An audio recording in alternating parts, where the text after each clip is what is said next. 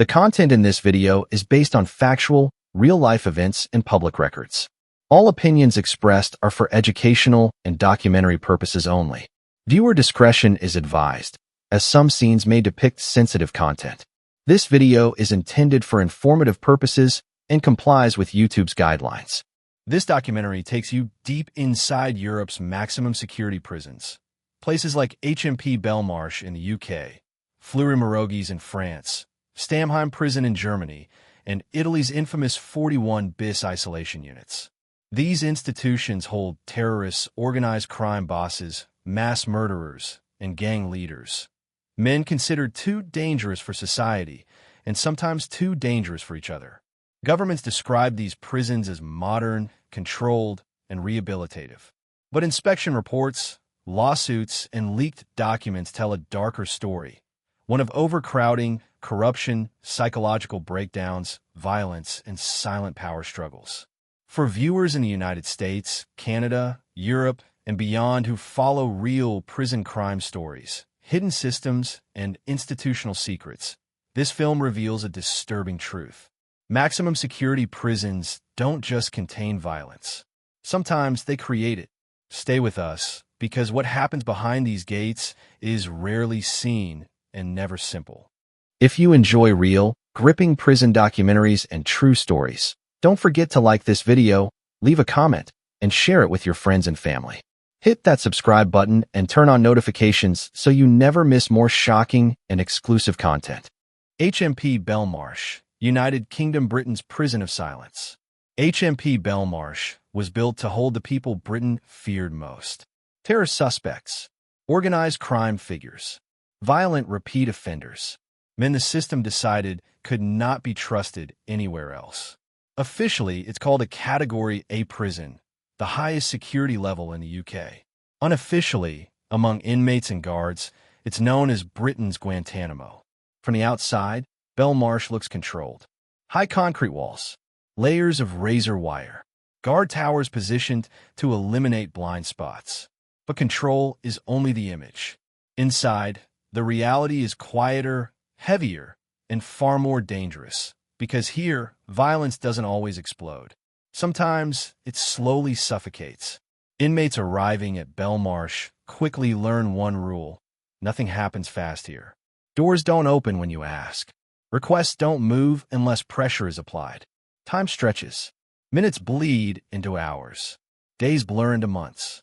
For prisoners already under intense legal pressure, terror charges, life sentences, indefinite detention, this environment doesn't just punish the body, it targets the mind. Former inmates and inspection reports describe a prison where long-term isolation is routine, not exceptional. Prisoners can spend up to 22 or 23 hours a day locked in cells barely larger than a parking space. The steel door closes with a final metallic thud that echoes down the wing. A sound inmates say becomes the loudest silence they've ever known.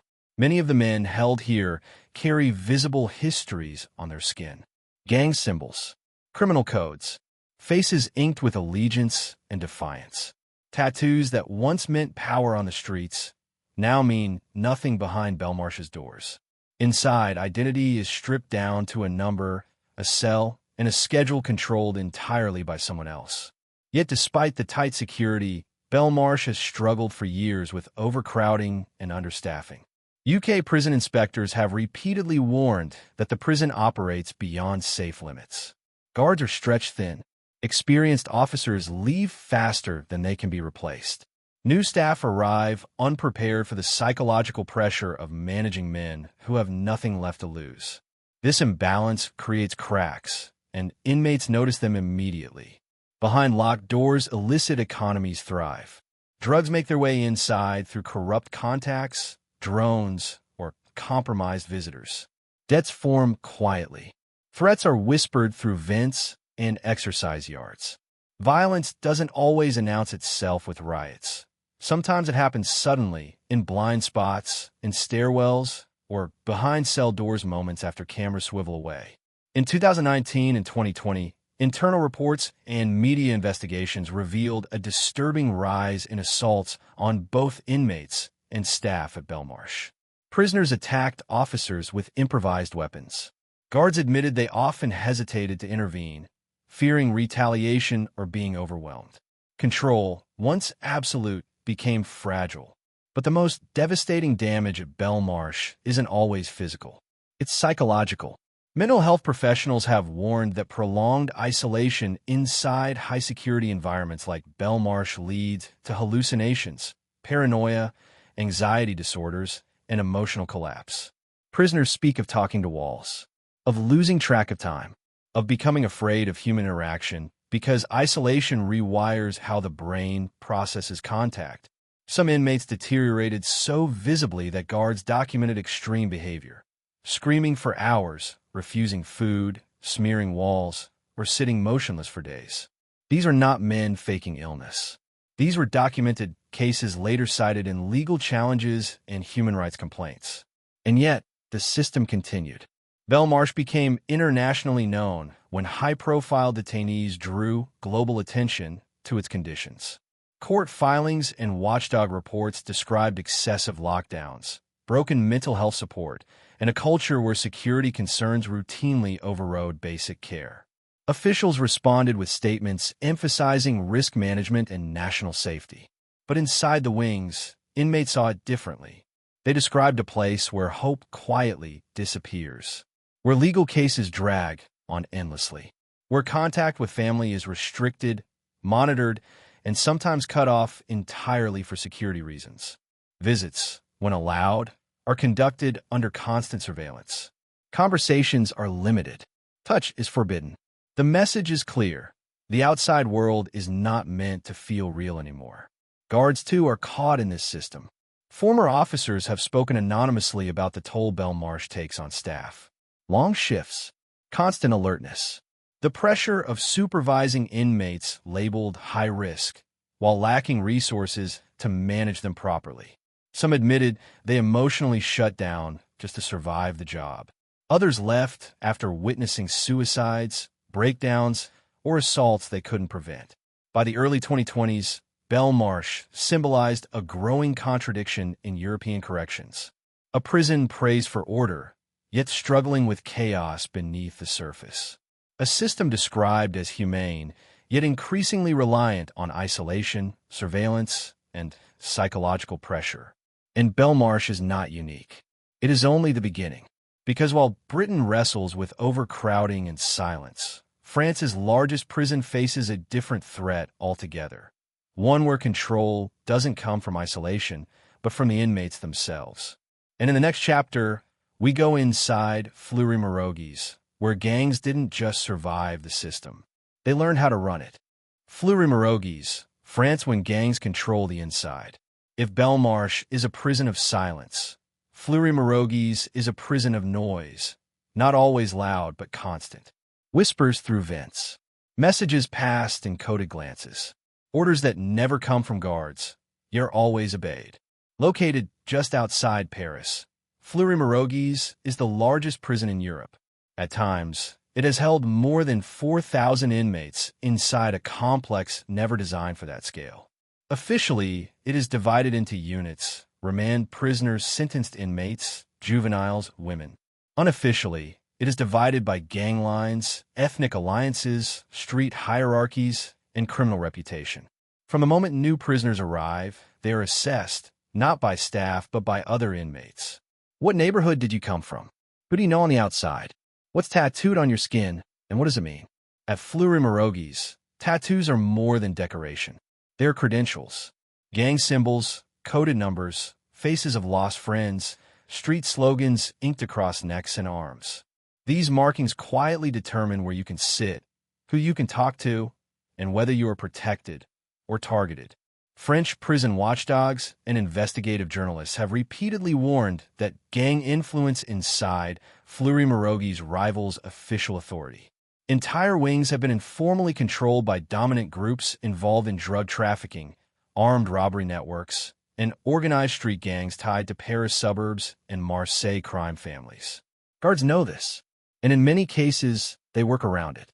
Severe staff shortages mean officers often supervise dozens of inmates at once. Constant tension forces guards to prioritize containment over confrontation. Intervening in gang disputes can trigger retaliation, not just inside the prison, but against families outside. Some officers admit privately that they choose their battles carefully. Others admit they simply stop seeing everything. This vacuum of control creates opportunity. Inside Fleury-Mérogis, illegal markets flourish. Drugs, phones, protection. Debts are tracked meticulously. Payment doesn't always happen inside. Families on the outside are pressured. Missed payments lead to consequences. Assaults in showers, stabbings with improvised blades, beatings carried out during moments when surveillance thins. Official reports describe Fleury-Mérogis as volatile. Former inmates describe it as predictable, if you understand the rules. One former detainee recalled that violence wasn't random. If someone got hurt, he said, it was decided days before. Everyone already knew. Guards would later report the incident as spontaneous. Inmates knew better. Riots have erupted here more than once. Some sparked by overcrowding, others by lockdowns, canceled visits, or deaths in custody. During one major disturbance, multiple units were damaged, fires were set, and officers were forced to retreat until reinforcements arrived. Public statements emphasized temporary disorder. Internal documents revealed complete loss of control for critical hours. Mental health conditions inside Fleury-Mérogis only intensify the danger. Many prisoners are held pre-trial, sometimes for years, waiting for court dates that keep getting delayed. This legal limbo creates frustration, paranoia, and aggression. Psychiatric support is limited. Medication is overused. Therapy is rare. Prisoners experiencing breakdowns are often placed in isolation, a measure that can worsen symptoms. Human rights organizations have documented cases of self-harm, suicide attempts, and untreated psychosis inside the facility. In some units, screams at night are common enough that inmates stop reacting. It becomes background noise. Corruption has also haunted Fleury-Mérogis. French investigations have exposed guards caught smuggling contraband, passing messages, or accepting bribes.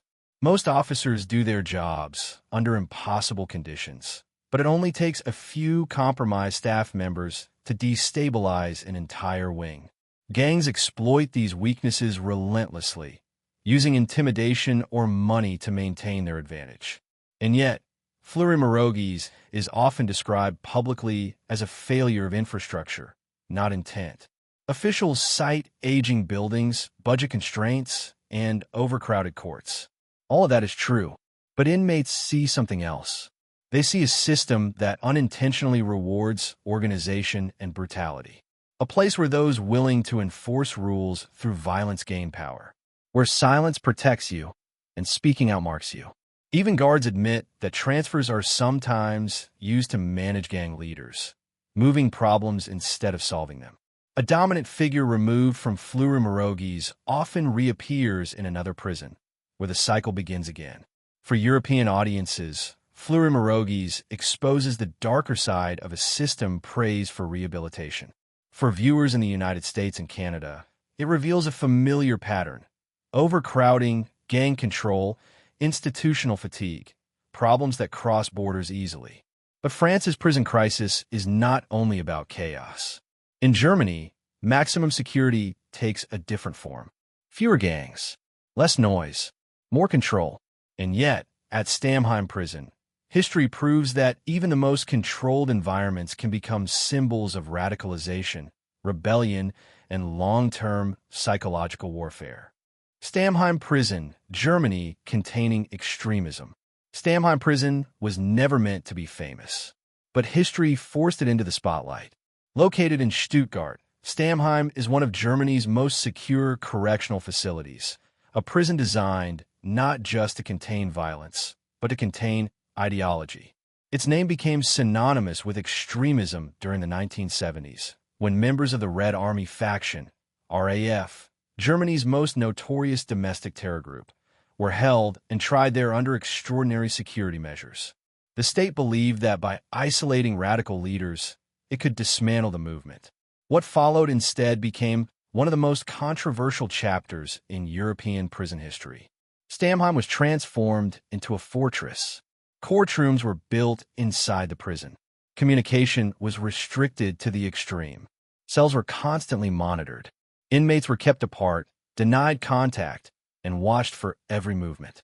Officials described these measures as necessary to prevent coordination, escapes, or propaganda from behind bars.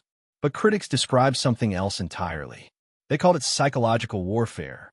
RAF prisoners complained of total isolation, artificial lighting that disrupted sleep, constant surveillance that eliminated privacy entirely. Lawyers and human rights advocates argued that prolonged sensory deprivation caused severe mental harm. Some inmates began to show signs of paranoia, depression, and hallucinations. Then, in 1977, the controversy exploded. Several RAF prisoners were found dead in their cells. Officially ruled suicides, the deaths immediately triggered national and international outrage. Supporters accused the state of abuse. Authorities denied wrongdoing. Investigations followed, but questions never fully disappeared. What was clear, however, was this: Stammheim had crossed from prison into symbol. Decades later, the prison still operates under the weight of that history. Modern Stammheim is quieter than Fleury-Mérogis, cleaner, more orderly. German prisons are often praised for structure, discipline, and legal oversight. But inside maximum security units, especially those holding extremists or high-risk offenders, control remains absolute and emotionally punishing. Inmates here live under near-total surveillance. Cameras observe corridors and movement. Interactions are limited. Communication is monitored. Even silence feels supervised. Prisoners describe a constant awareness of being watched, a pressure that never switches off. Unlike gang-dominated prisons, power inside Stammheim flows vertically, from a state, from a system, from the rules. And yet, ideology does not dissolve easily. Security agencies have documented cases where extremist prisoners continue to radicalize others through coded messages, legal correspondence, or carefully monitored conversations. Even isolation could not fully erase belief systems. In some cases, it hardened them. This created a paradox. The harsher the control, the stronger the sense of martyrdom among certain inmates. Psychologists working with high-risk prisoners warned that extreme isolation could reinforce extremist identity, pushing inmates deeper into belief structures that frame the state as an enemy. Instead of de-radicalization, some prisoners emerged more convinced than before. German courts have repeatedly reviewed the balance between security and human rights. Some rulings forced reforms, improved access to legal counsel, better mental health monitoring, limits on isolation. But in cases involving terrorism or national security, exceptions remain common. Former guard describes Stammheim as emotionally draining. The job is less chaotic than in France or the UK, but more mentally demanding. Every movement must be precise. Every interaction documented. Mistakes carry national consequences. There are no riots here like Fleury-Mérogis. No open gang dominance. Violence is rare, but when it happens, it is sudden and severe. Improvised weapons. Attacks during transfers. Moments when ideology erupts into action. Stammheim proves something critical about maximum security prisons. Total control does not equal total safety. It can suppress chaos. It can delay violence. But it cannot erase belief, resentment, or psychological damage. For European audiences, Stammheim represents the cost of security taken to its extreme. For American and Canadian viewers, it echoes familiar debates around supermax prisons, solitary confinement, and the limits of isolation as a solution. And yet, even Stammheim is not the most severe system in Europe, because in Italy, the state went further. There, the goal was not just to isolate inmates, but to erase their influence entirely. Italy's 41 bis regime, total isolation. If Stammheim represents control, Italy's 41 bis regime represents erasure. Known officially as carcere duro, hard prison, 41 bis was created not to punish ordinary criminals, but to break the power of mafia bosses, terrorist leaders, and high-level organizers who continued to command violence from behind bars. The goal was simple: cut the head off the snake. No messages, no orders, no influence. What emerged instead is one of the most controversial incarceration systems in the democratic world. Under 41 bis, inmates are not just imprisoned, they are sealed off from reality. Prisoners are held in near total isolation for years, sometimes decades. Cells are small, bare, and silent. Human contact is reduced to the absolute minimum required by law. Most inmates spend 22 to 23 hours a day alone. Exercise, when permitted, happens in small concrete yards, sometimes alone, sometimes with one or two other prisoners, chosen carefully to prevent alliances. Conversations are monitored. Gestures are scrutinized. Even silence is suspicious. Many of the men placed under 41 bis are legendary figures in Italian organized crime. Mafia bosses whose names once inspired fear across Sicily, Calabria, and Naples. Their bodies are marked with gangster tattoos, symbols of loyalty, power, and survival. But inside 41 bis, those symbols mean nothing. The system is designed to strip identity. Family contact is heavily restricted. Visits, if allowed at all, take place behind thick glass, monitored, recorded, and limited to a few minutes. Physical contact is forbidden. Letters are censored. Phone calls are rare and supervised. Lawyers become the only consistent human link to the outside world, and even that relationship is monitored closely. Italian authorities insist these measures are necessary. History supports them. Before 41 bis, mafia leaders routinely ran operations from prison. Murders were ordered. Drug routes coordinated. Judges and politicians threatened. The prison walls were porous, and criminal power flowed right through them. After 41 bis expanded in the 1990s, that flow slowed dramatically, but at a cost. Human rights organizations, psychologists, and international observers have warned that long-term extreme isolation causes irreversible psychological damage. Inmates held under 41 bis have reported memory loss, panic attacks, hallucinations, depression, and emotional numbness. Some stopped speaking altogether. Others became fixated on tiny routines just to preserve a sense of time. Court filings describe prisoners losing the ability to maintain normal conversation. Guards documented inmates talking to themselves for hours. Psychiatrists warned that extended sensory deprivation can permanently alter brain function. Italy's highest courts repeatedly reviewed the legality of 41 bis. Each time, they upheld it, citing national security and the unique threat posed by organized crime. The European Court of Human Rights examined individual cases, sometimes ruling that specific conditions violated human dignity, but stopping short of condemning the regime entirely.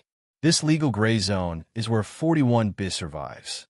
Guards assigned to these units operate under intense pressure. Every movement is regulated. Every mistake carries consequences.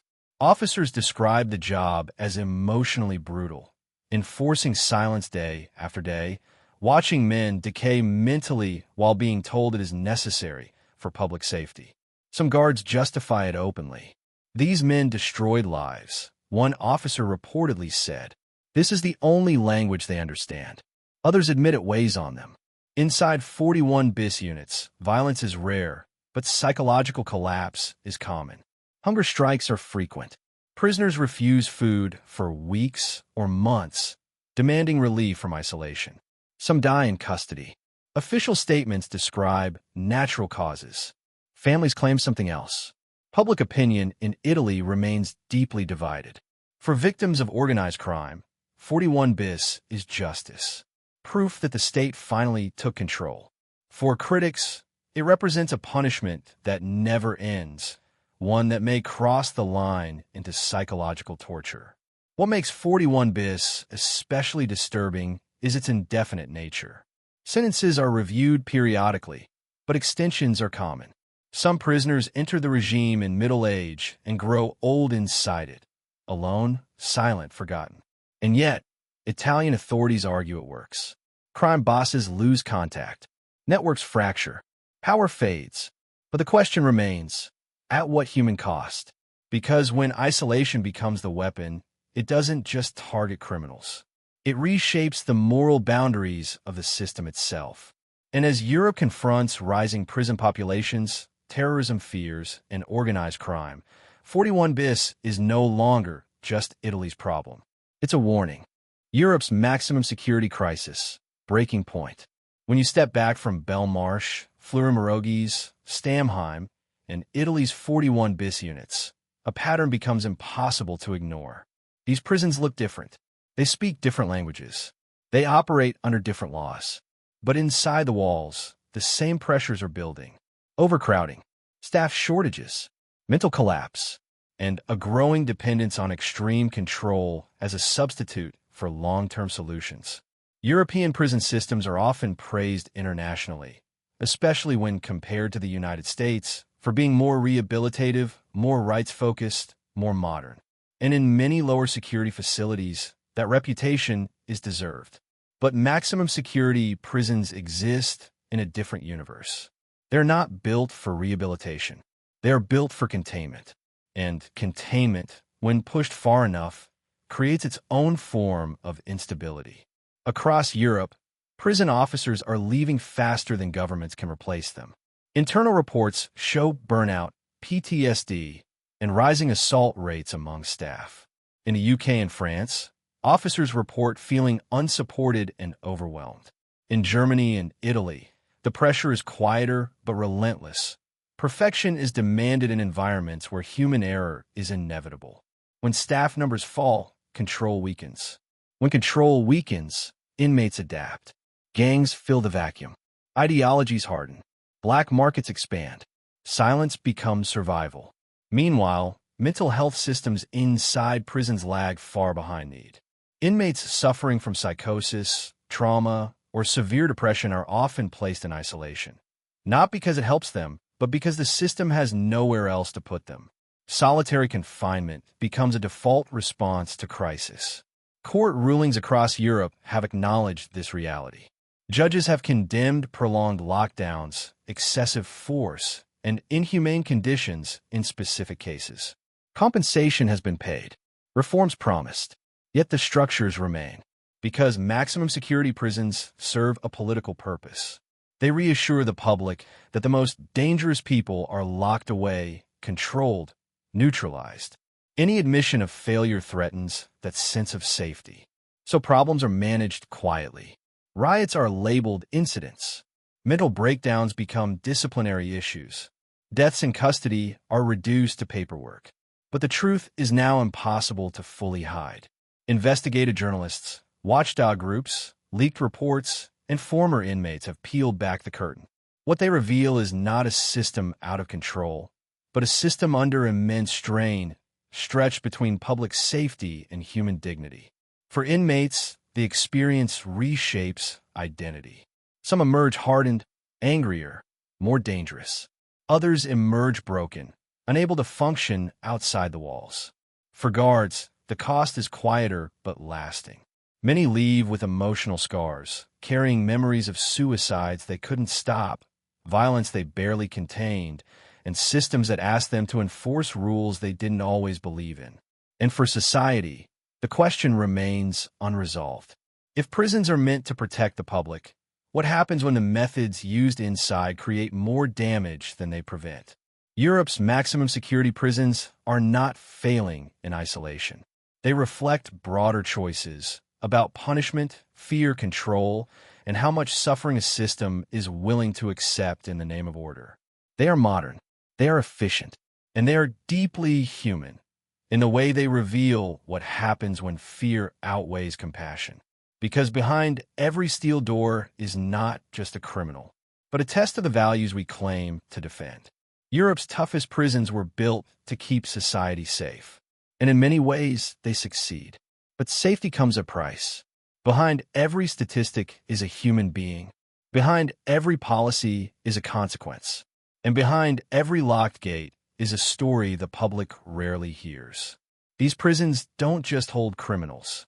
They reveal how power is used when no one is watching.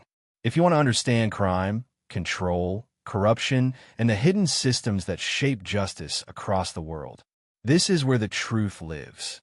If this documentary opened your eyes, make sure you don't miss what's next. Backhand Index Pointing Right. Subscribe to the channel for more real prison crime stories, hidden investigations, and untold realities from inside the world's most secretive institutions. Backhand Index Pointing Right. Like this video. It helps these stories reach people who need to hear them. Backhand Index Pointing Right. Comment below. Which prison shocked you the most, and why? Backhand Index Pointing Right. Share this video with anyone who thinks they know how prison systems really work. Because the stories they don't want discussed are often the ones that matter most. Stay locked in.